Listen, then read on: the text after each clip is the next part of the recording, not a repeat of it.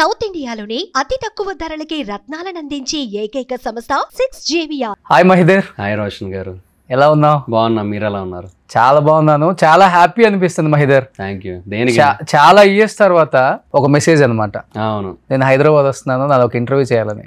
అవును. అంటే ఆర్పీ లాగే ఏమన్నా బాంబు పేల్చబోతున్నాడా, లేకపోతే అప్పుడు జబర్దస్త్లో ఉన్న లోటుపాట్లని తప్పు ఉప్పుల్ని అసలు జబర్దస్త్లో ఏం జరిగి బయటికి వెళ్ళిపోయాడో ఏమన్నా ఇక్కడ ఒక డైనమైట్ పేల్చబోతున్నాడేమో అని అనుకున్నాను.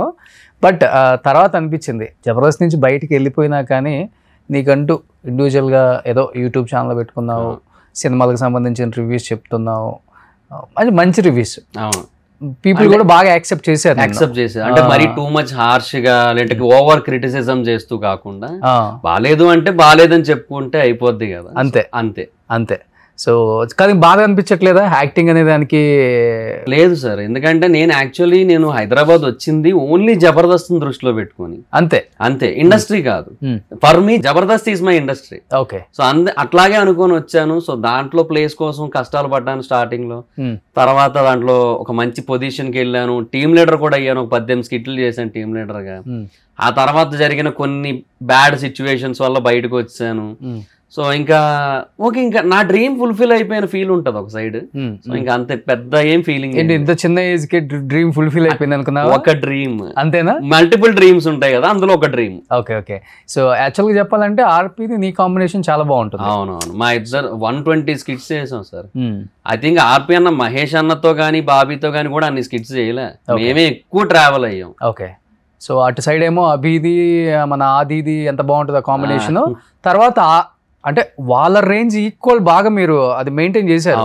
మీ ఇద్దరు కాంబినేషన్ చెప్పాలంటే ఆర్పీ కూడా మంచి ఆర్టిస్ట్, చాలా మంచి ఆర్టిస్ట్ సార్. ఆర్పీ అన్న స్టాండప్ చేస్తారు సార్ ఈ సెట్స్ లో. అసలు లిటరల్లీ ఒక పావుగంట నవ్వుతాం అసలు ఒక 2-3 డైలాగులకి, అలా ఉంటది అక్కడ. ఓకే. కానీ ఆర్పీ వెళ్ళిపోయిన తర్వాత నువ్వు వెళ్ళిపోయావు కదా. ఆర్పీ అన్న వెళ్ళిపోయాక నాకు టీమ్ లీడర్ గా ఛాన్స్ వచ్చింది, ఆయన ప్లేసే నాకు దొరికింది. నాకు ఓకే, నాకు టీమ్ లీడర్ అయ్యాను. తర్వాత మళ్ళీ లాక్డౌన్ పడింది. 18 స్కిట్లు చేశాక మేము టీమ్ లీడర్స్ గా, నేను జీవన్ అన్న. లాక్డౌన్ తర్వాత మా టీం తీస్తారు. ఓకే. తర్వాత ఆర్టిస్ట్ గా మళ్ళీ చేశాను, కంటిన్యూ చేశాను. బట్ అక్కడ కొన్ని సిచ్యువేషన్స్ జరగడం వల్ల, కొన్ని బ్యాడ్ ఎక్స్పీరియన్సెస్ వల్ల బయటకు వచ్చాను. బ్యాడ్ అంటే మరీ బ్యాడ్ అంటే పర్సనల్లీ బ్యాడ్, అంటే నాకు బాధ కలిగించేది. అది మళ్ళీ అందరికీ అది బ్యాడ్ అనిపించవచ్చు, అనిపించకపోవచ్చు. ప్రాక్టికల్ గా ఆలోచిస్తే మేబీ ఇందులో ఏముందలే అనిపించవచ్చు. బట్ ఏంటంటే ఒకటే మెయిన్ సిచ్యువేషన్, మా టీమ్ లీడర్ గా తీశారు, చంటాన టీంలో వేసారు నన్ను, ఆర్టిస్ట్ గా కంటిన్యూ చేస్తున్నా. సో అంతవరకు చేసిన దానికి కూడా ఎక్కడో వాల్యూ ఏమి ఇవ్వలేదు అనిపిస్తుంది. ఎందుకంటే కొన్ని స్కిట్స్ లో జస్ట్ జైలు కొట్టే క్యారెక్టర్లు ఉంటాయి కొన్ని, అవి ఎవరికి ఇస్తారు అనేది అక్కడ జబర్దస్త్ లో వాళ్ళకి తెలుసు యాక్చువల్లీ. సో అలాంటి క్యారెక్టర్స్ ఇచ్చారు ఆయన నాకు. అవునా? సో నాకు కొంచెం బాధ వేసింది. అంటే అట్లీస్ట్ ఇవ్వకపోయినా పర్లేదు, ఇదెందుకు అన్నట్టుగా నేను చెప్పలేను, నేను చెప్పకూడదు, చెప్తే అరగెన్స్ అనుకుంటారు. సో అందుకని ఇంకా సరే అన్న, డైరెక్షన్ డిపార్ట్మెంట్ తో మాట్లాడి టీం మారుతా అన్న, మీరేమైనా టీం ఉంటే చెప్పండి అంటే రమేష్ అన్న టీంలో వేశారు, దాబోద్ రమేష్ అన్న టీం. ఎందుకు అదే టైంకి మళ్ళీ శాంతి కుమార్ గారు, శశి, జీవన్ కలిపి ఒక టీం వేశారు మళ్ళీ, ముగ్గురిని కలిపి. సో అటు శాంతి కుమార్ గారు అక్కడ నుంచి బయటికి వెళ్ళారు కాబట్టి నాకు ఆ ప్లేస్ దొరికింది, సరే అని వేసారు నన్ను. అక్కడ ఒక షెడ్యూల్ చేశారు, 2 స్కిట్లు చేసాను, అయిపోయింది. నెక్స్ట్ షెడ్యూల్ కి ప్రాక్టీస్కి వెళ్ళారు. వెళ్తే రమేష్ అన్న, మహిదర్ నేను తీసాను నీకు తెలీదా అన్నారు. అక్కడికి వెళ్ళిపోయి నేను కూర్చున్నా ప్రాక్టీస్ కోసం. అప్పుడు మొత్తం టీం అంతా వచ్చున్నారు ముందు. రమేష్ అన్న కొంచెం లేట్ వచ్చారు, వచ్చి కూర్చున్నారు. ఆయన అంటే, మహిదర్ నేను తీసాను నీకు తెలీదా అన్నారు. అన్నది ఎవరు? రమేష్ అన్న, తాగుబోతు రమేష్ అన్న. ఓకే.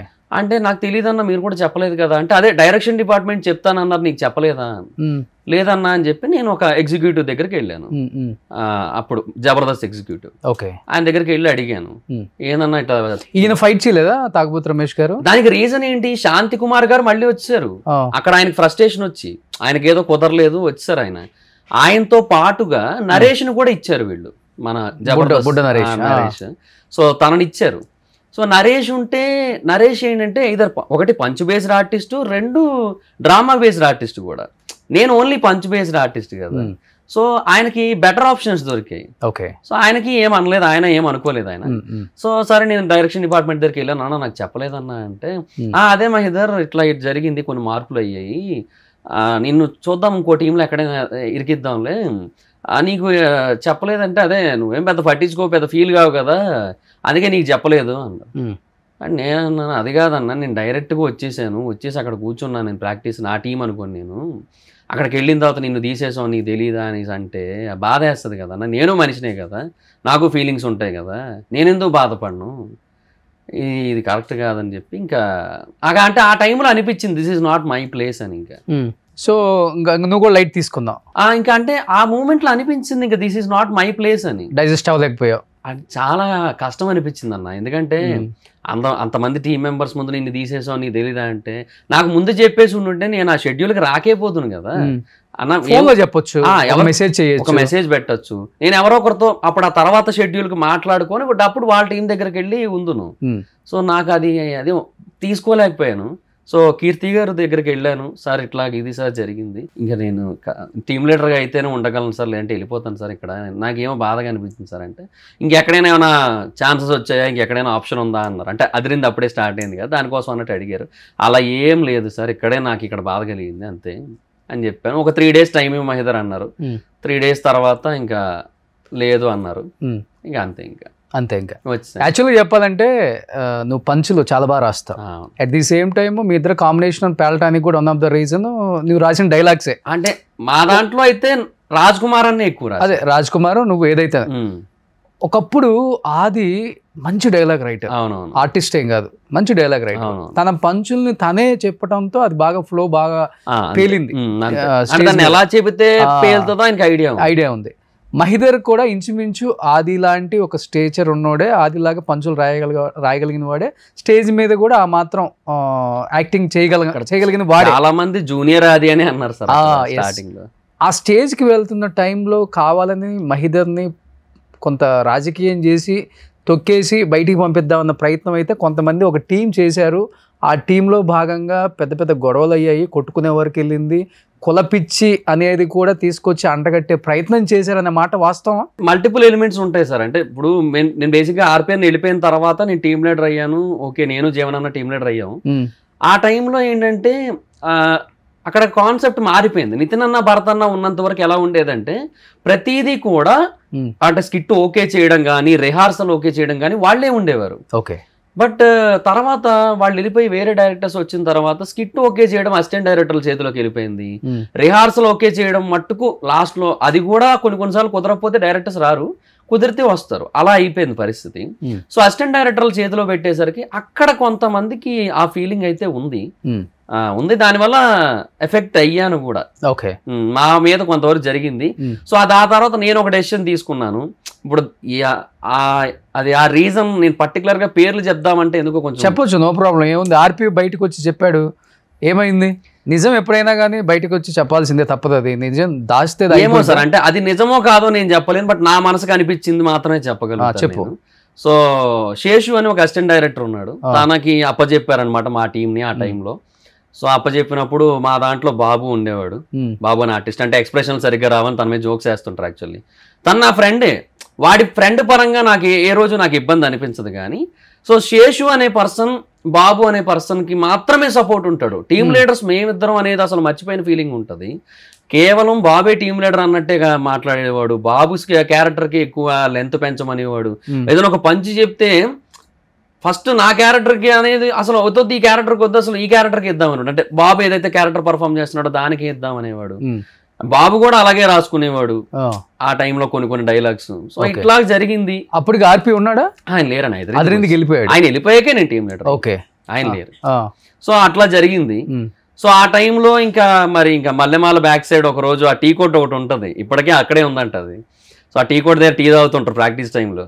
ఇంకా అక్కడ ఒక రోజు నాకు శేషు గొడవ కూడా అయింది. భాస్కరన్ ఉన్నారు అక్కడ పక్కన, బుల్లెట్ భాస్కరన్.